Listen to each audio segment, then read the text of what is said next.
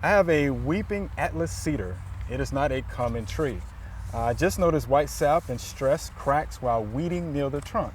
I planted the tree 15 years ago. It is my garden focus. I tried looking it up on the internet and most said to ask an arborist.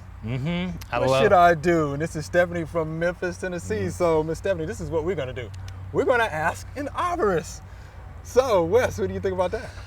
Judging by the pictures, it looks like I'm looking at compressed wood. You know, maybe from the, we had a couple winters when the ice put a lot of weight on the trees, all right? Like the saucer magnolias that are out front of my office. It took me a little while to observe it, but after the tree continued to grow, I could see where that wood was compressed, and that's where the vascular tissue was damaged. If you notice in the pictures, there's a bend right there, and there's a bend in the second picture. So I'm going to make a strong assumption that that's compressed vascular tissue, and it's caused some small lesions in that area. And so the sap is going to try to protect itself and ooze out of those areas.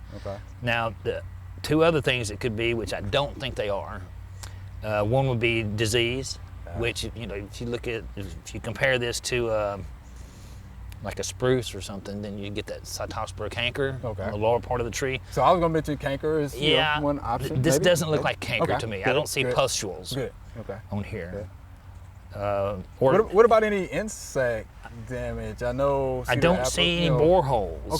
But I was thinking borers, weevils, something else. If I had to look at the history that we've had the last couple of years, I'm going to go with compressed wood. So now, is there anything that they can do about that though? Not really. Not really. Just keep an eye on it. There is a weeping Atlas cedar at the Botanic Garden. I don't know what happened to it, but one part of it died. The other half is still living, but I don't have an explanation for that. But usually Atlas cedars are pretty tough in this area. Yeah, slow growers. They're beautiful. They look beautiful though.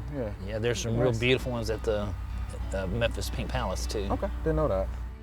Thanks for watching the video. We hope you enjoyed. To subscribe, click below.